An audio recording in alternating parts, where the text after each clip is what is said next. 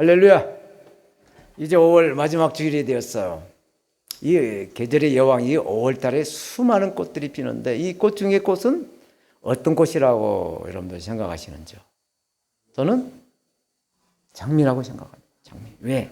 장미의 꽃말 가운데 이 빨간 장미는 정열적인 그러한 사랑을 한다라는 꽃말이 있고, 또 이렇게 하얀 이 흰색의 장미는 순결을 의미한다라는 뜻이 들어있어요. 그래서 이 아가서의 본문의 그 주인공인 솔로몬 왕과 술라미 여인의 그 사랑의 그 열정과 그 정열, 그 순결이 장미와 닮아서 장미라고 저는 생각합니다. 오늘 본문의 말씀은 허니문의 그 달콤한 그 말씀이 이어지고 있어요. 사실 술라미 여인은 포도원을 이렇게 돌보며 농사를 짓는 처녀 농부였죠. 햇빛에 얼굴이 끌려서 까무잡잡하고 거칠어진 그 피부로 상당히 그 시골스러운 그런 모습이었어요. 거기다 믿음으로 인해서 가족들로부터 미움을 받고 남자들이나 하는 이 포도원 농사를 이 처녀가 농사를 돌보게 되었던 것입니다. 그래서 이 술라미는 그러한 그 고난, 그러한 역경이 있음에도 불구하고 믿음이 더욱더 견고하게 굳어져서 성숙해져요. 그래서 그 결과 에머는 이제 까무잡잡하지만 아름답고 건강해 보이고 또 자신의 존재의 가치를 발견하게 돼요. 자기가 누구인가를 알게 된 것이에요. 여기서 자기 자신을 안다는 것은 굉장히 중요한 거예요.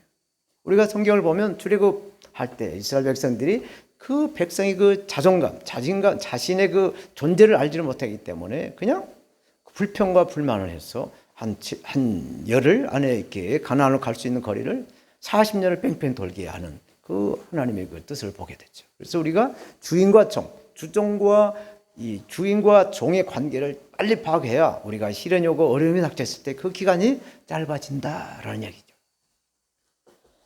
그리스도의 신부를 상징한 이 술라미 여인이 아름다워진 것은 오늘날 우리가 예수를 믿고 성화된 이 성도들의 자화상이다라고 말을 할 수가 있어요. 이렇게 하나님의 사랑에 빠지는 그 은혜에 우리가 들어가게 되면 세상 사람들 눈에는 어떻게 보이느냐?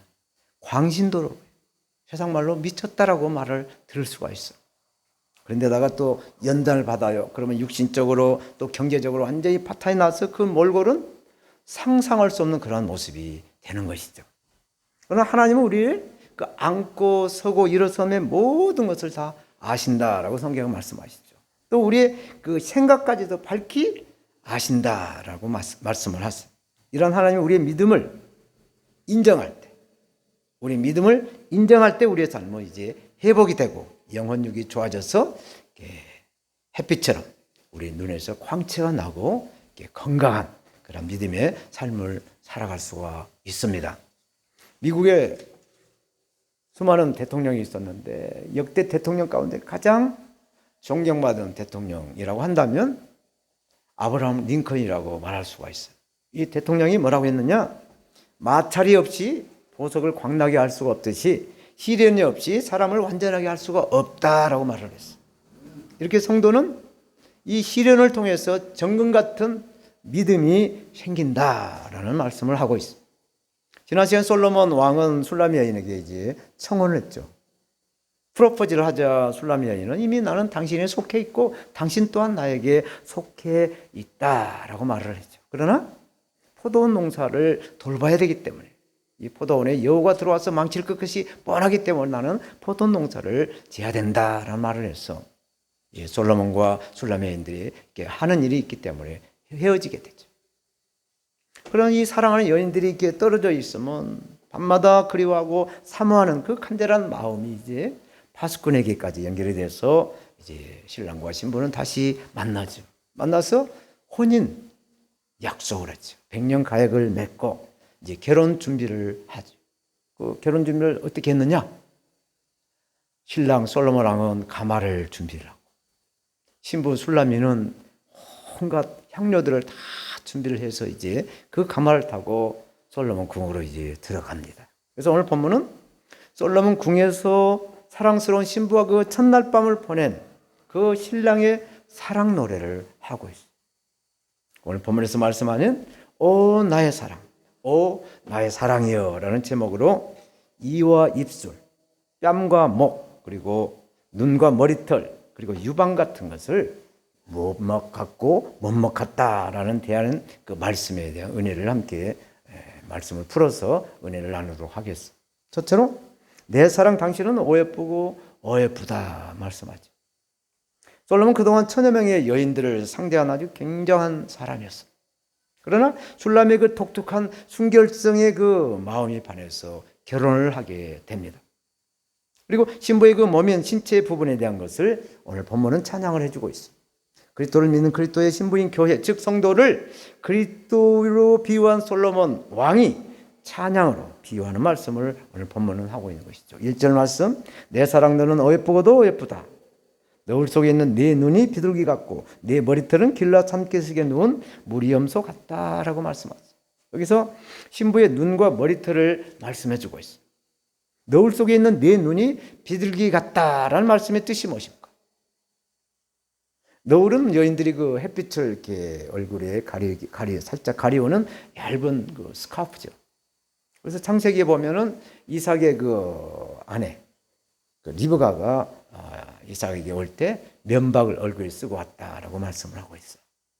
요즘 결혼식에 그 신부가 드레스를 입을 때 면사포를 쓰죠. 그래서 하얀 천으로 이렇게 얇은 천으로 얼굴을 살짝 감싸는 것을 말하고 있죠.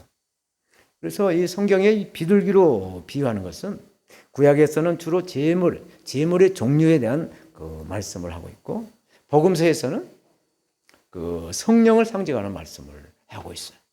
그런데 창세기에서는 이 노아 홍수 때 이 노아의 그 배에서 이 비둘기가 사람을 위해서 최초로 쓰임을 받는 말씀이 나오죠.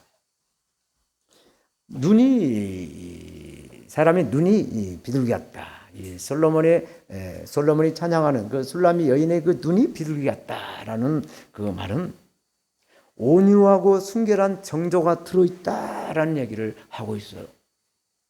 마태복음 보면은 예수님께서 마태복음 10장 16절에 보라 내가 너희를 보냄이 양을 이리 가운데 보낸 것 같다. 그러므로 너희는 뱀같이 지혜롭게 또 비둘기같이 순결하라 라고 말씀을 하시죠. 비둘기같이 순결하는 이 말씀은 복음을 들고 세상에 나가서 세상과 복음과 적당히 섞어서 그러한 그 사역을 하지 말라라는 뜻이죠. 복음은 절대 세상과 섞여서는 안 된다는 것을 순결하는 비둘기를 비유해서 예수님이 말씀하고 있는 것이죠. 예수님 12명의 제자들을 파송하실 때 말씀을 이렇게 하셨어요. 우리가 이제 이 자리에 앉아서 하나님께 예배드리는 이곳을 하나님이 우리를 파송시켰어요. 이 자리에 앉아서 하나님께 예배로 영광을 드리고 있는 줄로 믿습니다. 그래서 지혜로운 뱀처럼 또 순결한 비둘기처럼 상황에 따라서 주님의 그 뜻을 분별해서 하나님께 영광을 드리는 우리가 돼야 한다는 얘기. 머리털이 길라 산기슭에 누운 무리 염소 같다라고 말씀하셨어요. 이 말씀의 뜻은 문자적으로 머리털이 길다라는 뜻으로 해석할 수가 있어요. 그런데 이 길라 산기슭의 이 산기슭은 이스라엘에서 가장 높은 헐몬산 남쪽에 요단강 동편에 있는 초원지대가 있는데 그 부분을 초원지대를 말씀하고 있는 것이죠. 길라 산기슭이 초원지대라는 거예요. 헐몬산은 우리나라 백두산보다 한 400여 미터가 높은 3,000m가 조금 안 되는 그러한 아주 굉장히 높은 만년설이 있다라고 하는, 가보질 않아서 모르겠지만 만년설이 있다고 할 정도로 이렇게 상당히 높은 산이에요. 그래서 이 헐몬산에서 찬 공기가 내려오고 또 사해는 바다보다 460m가 낮기 때문에 굉장히 더워요. 그냥 있을 수가 없어요. 얼마나 덥든지요. 그래서 거기서 나온 더운 공기와 헐몬산의 찬 공기가 부딪히면 이 공기가 이 갈릴리 바다에서는 바람을 일으켜서 풍랑을 일으키고 이 길라 산기슭에서는 아주 거센 바람이 돼서 거기서 뛰노는 그 염소들, 가만 염소들의 그 머리털이 막 휘날리고 있다라는 것을 지금 솔로몬이 그 보는 눈이 안에 그 술람이 여인의 그 긴 머리털이 이렇게 움직이고 있는 것을 오늘 본문을 통해서 이렇게 비유해주고 있어요. 사랑하는 여러분, 근데 이 성경에서 이 머리털에 대한 말씀은 그리스도의 심보로서 비밀이 들어있어요. 구약의 그 나시린으로 이렇게 하나님께 택함 받은 자, 부름 받는 자들을 바쳐진 자들에게는 머리를 깎지 말라. 또 독주를 마시지 말라. 시체 같은 거 만져서 몸을 더럽히지 말라라는 그 나시린의 규례가 있어요. 이렇게 하나님의 자녀로, 하나님의 사역자로 부름을 받아서 하나님께 영광을 드리러 간다면 자기 몸을 거룩하게 구별을 해야 한다는 것이죠. 갈 때와 가지 말아야 할 때를 구별하라는 얘기예요. 성령 충만을 받아서 누리되 성령 충만하다고 해서 그냥 막 하는 게 아니라 절제를 하는 것이죠. 열매로 성령의 열매는 절제를 해서 말과 행동이 하나가 되게 하라는 뜻이 들어있어요. 오늘 보면 2절에 네 이는 목욕장에서 나온 털 깎인 암양 곧 새끼 없는 것은 하나도 없이 각각 쌍태를 낳은 양 같구나. 이 개역 한글역은 상당히 난해하게 번역이 되었어요. 그래서 이 말씀을 풀다가 도저히 풀리지 않았어요. 다른 번역본을 보니까 상당히 쉽게 풀어놨더라고요. 표준 새 번역본을 보니까 제가 봉독할게요. 들어보세요. 그대의 이는, 술라미의 이는 털을 깎으려고 목욕하고 나온 암양떼 같이시구나. 저마다 짝이 맞아서 빠진 것이 하나도 없다라고 말씀을 하고 있어요. 양들의 털은 이 사막지대의 그 먼지와 또 자기들의 그 배설물이 막 뒤섞여서 상당히 더럽죠. 더럽은 데다가 또 그 양털에서 특유하게 난 그 암모니아 냄새가 아주 코를 아주 이렇게 찡하게 냄새가 많이 납니다. 그래서 이 목동들은 이 양의 이 털을 깎을 때 같으면 시냇가에 데리고 와서 그 몸에 묻은 털 깨끗이 물로 씻는다고 그래요. 그러면 이제 바람에 이 양털들이 이제 마르게 되면 이렇게 광이 나고 하얘진다는 것입니다. 이렇게 그 신부의 그 술라미 여인의 그 하얀 이 속에 이가 양의 털처럼 하얘지고 윗니아래가 하나도 빠지짐 없이 치아가 골고루 잘 박혀 있다라는 것을 노래하고 있는 것이에요. 제가 아프리카에 가서 현지인들 만나 이렇게 선교할 때 이제 대화도 하고 뭐 이렇게 또 움직이면서 같이 이야기도 하고 복음도 이렇게 이제 나누기도 하는데 느낀 게 뭐냐면 얼굴 전체가 그냥 온몸이 손 이거 뭐 다 까마져. 입술 속에도 입술도 까매요. 근데 입술을 딱 내놓고 이를 내놓으면 이가 하얀 거예요. 와, 어떻게 까만데 하얀 게 있을까? 그런 게 느껴져요. 신기하게 이 까만 사람이나 이 동양의 이 유색같이 우리 황색인종 또 백인들을 만났을 때 다 겉모습은 다른데 어떻게 생각하는 것은 어떻게 이렇게 똑같은지 모르겠어요. 하나님께서 하나님의 형상으로 사람을 지으셨다고 하는데 이 사람의 겉모습은 다 달라도 이 지정이가 똑같이 느끼고 똑같은 말을 하고 있는 것에 참 새삼스럽게 어떻게 이렇게 할 수가 있을까? 이것은 하나님만이 하실 수 있는 하나님의 그 작품이다라는 것을 느껴지게 됩니다. 그래서 선교를 하거나 전도를 할 때 그 나라의 문화를 존중해 줘야 된다. 나와 다른 사람의 생각이 다를 수 있다라는 것을 인정하는 것이 굉장히 중요한 것이죠. 아, 그렇구나. 아, 그랬네요. 아, 그렇습니까? 아, 그렇네요. 이렇게 인정해주고 공감해주고 나와 길이 안 맞으면 아, 그렇구나 하고 내 길 가면 되는 거니까 인정해, 거부를 하지 말라는 얘기예요. 근데 이렇게 우리 인체 중에서요, 신기하게 가장 강한 게 뭐죠? 이빨이에요, 이빨. 돌이에요, 돌. 돌과 이 이빨과 또 가장 우리 인체에서 부드러운 게 혀예요. 혀와 강한 것과 약한 것이 입안에서 조화를 이루고 있다는 사실이죠. 이게 하나님의 그 신묘막직한 그 창조의 원리가 우리 입안에 들어있다는 것이죠. 그래서 이 치아는 음식을 이렇게 맷돌을 돌듯이 이렇게 잘 갈아요. 곱게 갈아주면 이 혀는 맛을 보지요. 맛이 짠가, 싱거운가, 매운가, 쓴가, 뭐 이렇게 뭐 오감을 이렇게 느껴가지고 자꾸 이렇게 맛있는 걸 땡겨요. 막 식욕을 돋아. 그래서 자꾸 맷돌을 돌리게 하는 것이죠. 맞습니까? 자꾸 먹고 싶게 하는 거야. 그래서 이 말의 뜻이 뭐냐? 하나의 말씀을 자꾸 이렇게 맷돌 돌리듯이 자꾸 이렇게 잘게 쪼개서 자꾸 분해해서 이렇게 먹어야 하나님의 말씀을 이렇게 이해하고 하나님의 뜻을 분별할 수가 있다라는 것이었어요. 그러므로 우리 믿음은 들음에서 나옵니다. 또 들음은 그리스도 예수의 말씀이다라고 로마서는 말씀하고 있습니다. 근데 각각 쌍태를 낳은 양 같구나. 이 말씀의 뜻이 또 무엇일까? 이 쌍태라는 얘기는 윗니와 아랫니가 균형 있게 하나도 빠짐없이 고르게 아주 잘 박혀 있다라는 것을 노래하고 있어요. 한 쌍의 양같이 하얀 치아가 조화를 이루고 있다라는 말씀이죠. 그리스도의 신부인 성도들은 그리스도의 말씀에 질서정연하게 순종하며 이렇게 순결한 그리스도의 신부가 되라는 그러한 그 말씀을 오늘 아가서를 통해서 이 솔로몬 왕을 통해 우리에게 하나님이 주시는 말씀인 줄로 믿습니다. 두 번째로 그리스도의 신부인 눈과 머리털을 비유하면서 이제 입술과 입, 또 뺨과 목을 못먹 같고 못먹 같다라고 비유를 하세요. 3절, 네 입술은 홍색실 같고 네 입은 어여쁘고 너울 속에 네 뺨은 석류 한 조각 같구나 말씀하세요. 이게 굉장히 난해한 구절이에요. 술람이 얼굴이 젊고 혈색이 아주 좋다라는 말을 이렇게 하고 있는 것이죠. 근데 이 홍색실이 뭐냐 이거예요. 홍색실. 빨간실이 뭐냐 이거예요. 여리고성에 그 멸망이 되죠. 여호수아서에 보면. 그런데 그 하나님의 천사들을 숨겨준 기생 라합의 가족을 구원시킬 때 그 빨간 밧줄을 내려줬죠. 그래서 그 라합의 가족이 구원을 받았다는 얘기죠.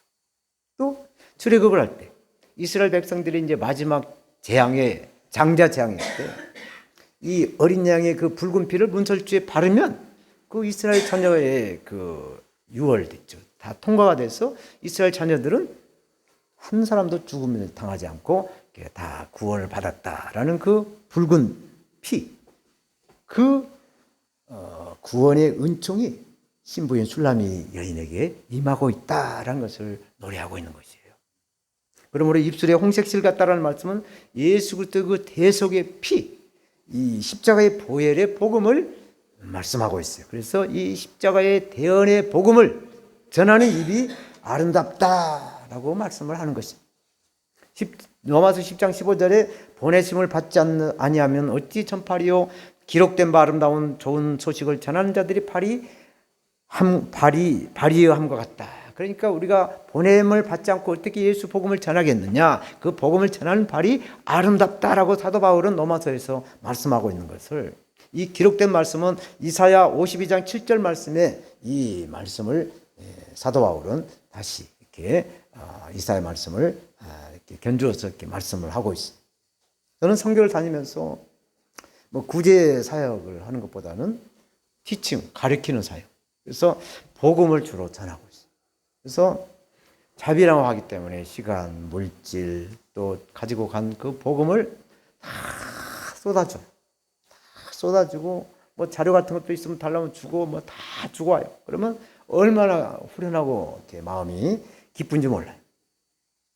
이렇게 하나님은 다니엘서 12장 3절에 지혜 있는 자는 궁창의 빛과 같이 빛날 것이요, 많은 사람들을 옳은 길로 인도하는 자들에게는 하늘의 별처럼 빛나리라 말씀한 것처럼, 이렇게 예수 그리스도의 복음을 증거하고 또 이렇게 찬양을 하고 예배자로 또 이렇게 하나님 앞에 모든 그 달란트, 은사를 섬김으로 영광을 돌릴 때 하나님은 우리에게 하늘의 별처럼 영원한 빛을 내게 하신다라는 말씀인 줄로 믿습니다.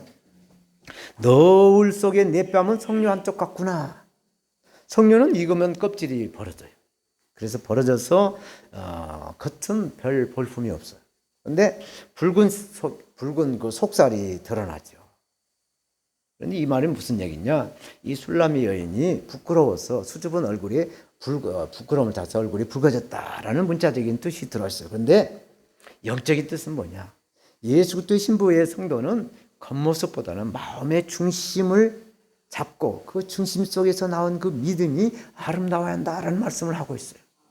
그래서 예수님을 믿는 성도는 얼굴이 기쁨이 넘치는 그러한 선한 얼굴로 변화되어 가는 것이죠. 잠언서 15장 13절에 마음의 즐거움은 얼굴을 빛나게 하여도 마음의 근심은 심령을 상하게 한다라고 말씀하셨어요. 그래서 우리의 얼굴은 우리의 마음의 거울이다라고 말하고 있는 거예요.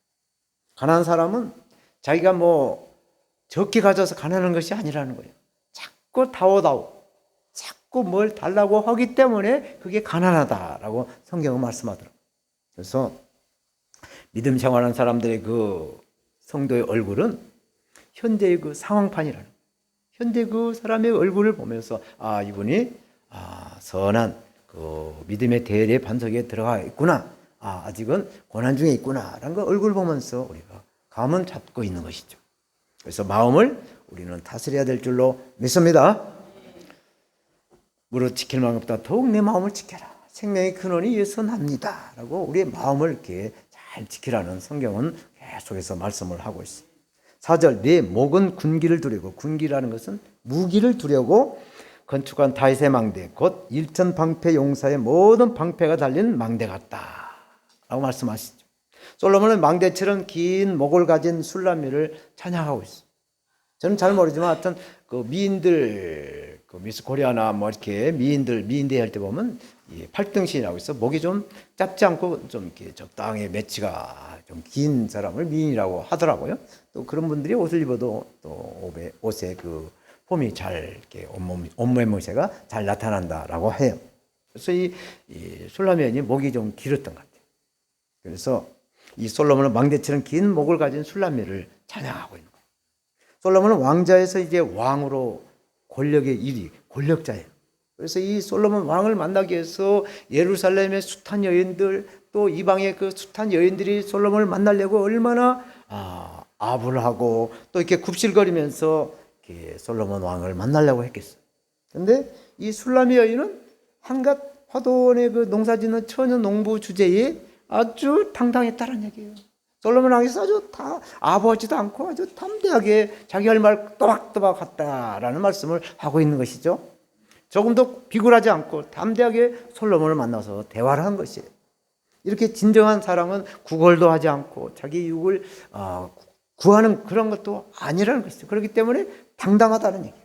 그러면서 나는 당신에 속해 있고 당신 또한 나에게 속해 있지 않나요? 라고 그 말을 하는 그 여유에 솔로몬은 지금까지 그 만났던 그 어떤 여인도 이 술라미 여인처럼 당당한 여인이 없었기 때문에 솔로몬의 가슴은 정말 울렁거리게 되었다라는 얘기예요. 이렇게 그리스도의 신부인 성도는 이러한 견고한 신앙으로 무장이 되어야 될 줄로 믿습니다. 다윗의 망대, 곧 일천방패가 달린 망대라고 말씀하는데 술라미 여인의 그 목에 화려한 그 보석으로 치장된 목걸이가 달려있다라는 것을 노래하고 있어요. 그런데 여기 굉장한 영적인 의미가 들어있어요. 사랑하는 여러분, 마태복음 23장 12절에 누구든지 자기를 높이는 자는 낮아지고 누구든지 자기를 낮추는 자는 높아지리라 말씀하죠. 이렇게 목은 겸손과 교만함을 비교해 주고 있어요. 겸손은 목을 숙이고 낮추는 자세죠. 또 그러나 교만은 목을 꼿꼿하게 세우고 이렇게 막 이렇게 하는 것을 교만하다라고 말을 하죠. 다윗의 망대라는 뜻은 목을 꼿꼿하게 세우고 있다는 것을 비유해 주고 있어요. 왜? 망대는 오늘날 최전방에 있는 관축서예요. 적에게 고개를 숙인다고 한다면 적으로부터 공격할 수 있는 틈새를 주기 때문에 그러는 거예요. 언제 우리나라 대통령이 북한의 김정일을 만나러 갔었죠. 그랬을 때 같은 그 수행원으로 국방부 장관이 같이 갔었죠. 그래서 많은 사람들이 그 북한 주석에게 고개를 확 굽신거리면서 인사를 하는데 우리나라의 국방부 장관님은 고개를 꽉 가득 숙이면서 이렇게 얼굴 보고 인사를 했다라는 것이 한때 화제가 된 일이 있었어요. 이렇게 우리는 숙일 때와 또 꼿꼿하게 세울 때가 있어요. 그래서 이것을 잘 분별해야 참된 그리스도요, 그리스도의 신부가 된다라는 말씀인 줄로 믿습니다. 겸손할 자는 겸손하고 또 담대할 때 귀신을 쫓거나 사탄마귀를 대할 때는 그냥 담대하게 예수의 이름으로 처단을 해야 되는 그러한 그 당당한 담대력이 강한 그 담력이 있어야 되는 것이. 마지막으로 내 두 젖가슴은 꼴을 먹는 쌍태 노루 새끼 같다라고 5절 말씀하세요. 5절 내 두 유방은 백합화 가운데서 꼴을 먹는 쌍태 노루 새끼 같구나. 내 두 젖가슴은 백합화가 피어있는 들판에서 풀을 뜯어먹는 쌍둥이 노루 새끼 두 마리 같다라고 노래를 하고 있어요. 오늘 보면서 이 유방을 노래하고 있어서 정말 예술적인 내용이 아닌가라고 생각할 수가 있어요. 그런데 그리스도의 신부에 대한 비유의 말씀을 우리는 이해를 해야 합니다. 교회에 교육자가 있어요. 목사 뭐 다 이렇게 사역자들 교육자라고 하는데 이 교육자는 양들인 성도들에게 양쪽 유방에서 젖을 이쪽을 먹고 다시 안 나오면 또 이쪽 젖을 돌려가면서 먹이는 것처럼 하나님의 말씀을 곱게 갈고 풀어서 구약의 젖, 또 신약의 젖, 그 양대 산맥을 왔다 갔다 이렇게 반복해서 먹여야 이 어린 양들은 소화를 시켜가면서 잘 자란다는 뜻이에요.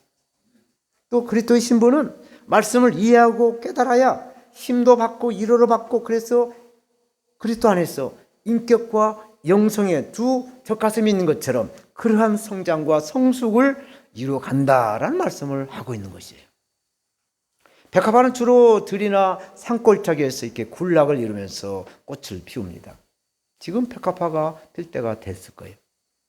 백합꽃이 어떻게 자라는지 생각해 보아라. 수고도 하지 않고 길쌈도 하지 않는다. 그러나 내가 너에게 말한다. 온갖 영화를 누린 솔로몬도 이 꽃 하나만큼은 차렵지 못했다라고 누가복음 12장 27절에서 말씀하고 있어요. 백합화는 이렇게 그리스도의 신부인 술람미의 그 아름다운 순결함을 비유해 주고 있어요. 하얀 백합꽃을 순결을 의미하는 그 뜻이 있어요. 또한 백합화는 이스라엘 백성들이 죄에서 돌이켜서 회복하고 기쁨을 주시는 그 하나님의 은혜로 백합화를 비유해서 성경은 말씀하고 있습니다. 이사야 35장 1절에 광야와 메마른 땅이 기뻐하며 사막이 백합화같이 피어 즐거워한다 말씀. 호세아서 14장 5절에 내가 이스라엘에게 이슬과 들으니 저가 백합화같이 피겠고 레바논 백향목같이 뿌리가 박힐 것이다 라고 말씀하시죠. 하나님의 은혜가 임했다라는 뜻이죠. 사랑하는 여러분, 오늘 본문에 노루 새끼가 등장하는 그 뜻이, 그 이유가 무엇일까? 백합화는 하나님의 은혜라고 한다면 이 노루 새끼는 무엇을 의미해 줄까?